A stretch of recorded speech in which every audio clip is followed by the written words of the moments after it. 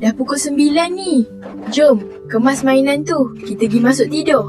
Okey, Ibu. Aina kemas sekarang. Sebelum tidur, kita gosok gigi dulu.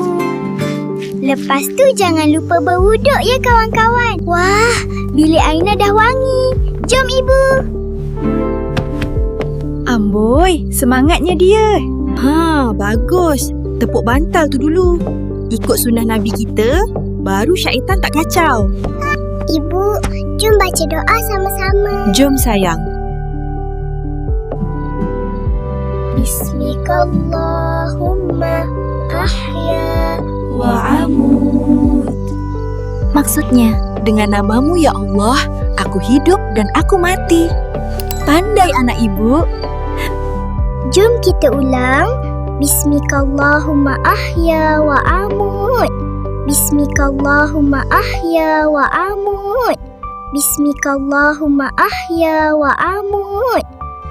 Kita doa ni supaya Allah jaga kita sampai pagi besok. Tak adalah mimpi ngeri. Tidur miring ke kanan macam ni tau. Selesa sikit jantung kita nak kerja. Selamat malam sayang. Assalamualaikum. Malam Ibu. Waalaikumsalam.